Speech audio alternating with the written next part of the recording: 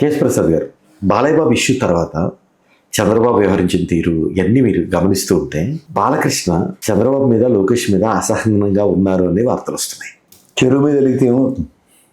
దీనికి అసహనం అంటే ఈయన కొద్ది పవన్ కళ్యాణ్ని వెళ్ళి పరామర్శించటము, అనుకూలంగా ఉండటము వాళ్ళకి, ఈయన మాట్లాడిన దాని మీద ఎలా ఉందంటే హనుమంతుడిని పంపించి సీతాదేవికి చూడమని ఇచ్చి నేను వస్తాను జాగ్రత్తగా ఉండని చెప్పినప్పుడు రావణాసురుడి లంకంతా తగలెట్టిన హనుమంతుడిని పరామర్శించడానికి రాముడు వెళ్తే ఎలా ఉంటుందో కామెడీగా, అలా కోపం వచ్చిన బాలకృష్ణ ఇంటికి వెళ్ళి చంద్రబాబు పరామర్శించుంటే అంతే కామెడీగా ఉంటుంది. అంతే కదా, అవునా కదా? పరామర్శ దేనికి చేస్తున్నారు? ఆయన కొనుక్కుబాట్లు పడుతున్నాడు కాబట్టి వెళ్ళి చూడడానికి వెళ్ళాడు. ఏడో వేసవ జ్వరమా, చలి జ్వరమా, ఈ మధ్య 2 రోజులు బయటకు వస్తే 4 రోజులు జ్వరం పడుతున్నాయి, ఏంది కదా ప్రజాస్వామ్యంలో ప్రజల్లో ఇలా ఉండదు ఏంటి పరిస్థితి అని కనుక్కోవడానికి వెళ్ళి ఉంటాడు. అంతకని ఇంకేముంది, ఎలాగో వారాంతం ఇక్కడే ఉంటారు కదా సార్ వాళ్ళు. దీనికోసం స్పెషల్ ఫ్లైట్ వేసుకుంటారు, రూపాయి డబ్బులు మిగిల్చారు సంతోషించమనంటే. ఏం అడుగుతారు? చెరువు మీద వెలిగినట్టు ఉంటుంది. బాలకృష్ణ వెలిగాడు ఏంటండి? ఆయన ఏమైనా చంద్రబాబు గారు అమ్మాయిని పెళ్లి చేసుకున్న దప్పాన్ని కూడా ప్రదర్శించలేడు కదా, అమ్మాయిని ఇచ్చినాడు. ఆ విషయంలో లోకేష్ ఎటు చేయలేడు. ఆ పక్కన చంద్రబాబు గారు ముఖ్యమంత్రి, రామారావు గారిని దించినప్పుడు వీళ్ళందరూ బా నువ్వే రైట్, మా నాన్న పంట బూత్ అని చెప్పారు కదా. ఇందులో చిన్న లాజిక్ ఉంది. రామారావు గారు చేసిన తప్పు అన్నప్పుడు మరి పవన్ కళ్యాణ్ గారు మ్యారేజ్ వ్యవస్థ మీద ఆయనకున్న అభిప్రాయాన్ని వీళ్ళు గౌరవించినట్టే కదా. రామారావు గారు ఇంకా అంత భార్య చనిపోయిన తర్వాత లక్ష్మీపార్తని ప్రజల సమక్షంలో పెళ్లి చేసుకున్నాడు. దానికి వీళ్ళకి యాక్సెప్టెన్స్ లేదట, ఇదైతే ఇష్టమేనట.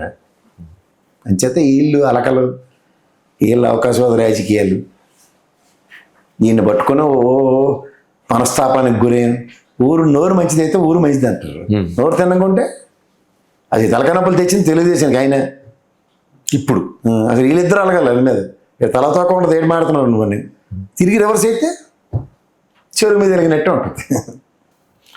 వీళ్ళు అలిగే అంత సిచ్యువేషన్ ఉంటుందా బాలకృష్ణ దగ్గర? తీసుమార్కన్నా తీసి నాన్నకే దిక్కులేదు ఈయన అంత చంద్రబాబు దృష్టిలో. ఏమంటారు? బాండింగ్ కదా నేను అనేది. ఏంటంటే బాండింగే ఎవడ అవకాశం ఎవడ అవసరం వాడు వాడుకున్నాడు. రాజకీయ అవకాశాలని సద్వినియోగపరుచుకున్నప్పుడు ఆ అవకాశాన్ని నా వల్ల నీకు ఉపయోగం పొందేవు అన్న కాన్సెప్ట్లోనే చంద్రబాబు అడిగారు. అది బాలకృష్ణ గారు ఒరిజినల్ లెవెల్. చంద్రబాబు వల్ల ఆయన అవకాశం పొంది అంతే. చంద్రబాబు దయచేస్తేనే ఇంద్రపూర్ టికెట్ వచ్చింది దానికి. లేకపోతే మొదట్లో అయింది వైస్రాయ్ ఇష్యూ. అప్పుడు అయితే ఇంట్లో మూసుకొని కూర్చున్నారు కదా మొత్తం కుటుంబం అంతా. అప్పుడు హరికృష్ణ చక్రం తిప్పింది, ఏడ్చి చెప్పాడు చక్రం. వాళ్ళ నాన్న తెచ్చడానికి ఉపయోగపడ్డా, లేకపోతే వాళ్ళ నాన్న కోసం పోరాడిన వీరుడి కింద నిలబడిన ఉదంతం ఉందా? వీళ్ళందరితో పాటు అదే కదా, ఒకే గొంత కట్టిన బ్యాచే కదా ఇది. వాళ్ళ నాన్న కోసం నిలబడినాడు ఎవడు చెప్పనండి?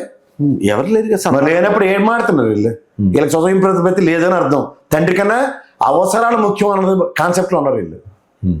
చెప్పండి సార్, చెప్పండి. అదే నిజం అనుకుంటే మీరు మళ్ళీ చెప్తున్నాను, ఇవాళ కూటమిలో పవన్ కళ్యాణ్ గారు వివాహ వ్యవస్థ మీద ఆయనకున్న ఒపీనియన్ ఏంటి?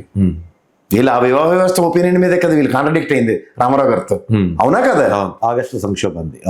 ఒపీనియన్ చేంజ్ చేసుకునే వీళ్ళ గురించి మనం ఏంటి సార్ అనవసరం డిస్కషన్స్ పెడుతున్నాం. రేపు వీళ్ళు అలకలాట ఎవడమే జరుగుతారు. చంద్రబాబు గారు దయతాల్చకపోతే హిందూపూర్ నుంచి 3 సార్లు టికెట్లు వస్తుంది. అది చెప్పండి ఫస్ట్. నిజంగా రామారావు గారు అబ్బాయి ఏంటి ఇప్పటికి మినిస్టర్ అవ్వాలి కదా?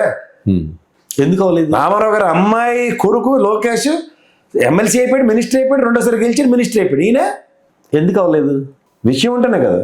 ఆయన తీసుకోలేదా? ఆయన టికెట్ ఇచ్చినట్టు ఉంటే ఆయన డిస్కషన్ ఎవరి దగ్గర ఉన్నాడు ఫస్ట్ చెప్పండి.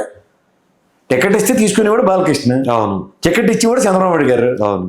డిస్క్రిప్షన్ ఎవరికి ఉంది? డిస్క్రిప్షన్ వెళ్ళినప్పుడు డిస్క్రిప్షన్ ఉందండి, ఎలివేషన్ ఇచ్చి తేడి చేయాలి. అలా బోయపట్టు ఒకటే ఇస్తారు ఆయనకి ఎలివేషన్లు ఇచ్చుకోమనండి. ఆ సినిమాలు చూస్తారు, డబ్బులు వస్తాయి, లేకపోతే పోతాయి, అంతకన్నా ఇంకేం లేదు.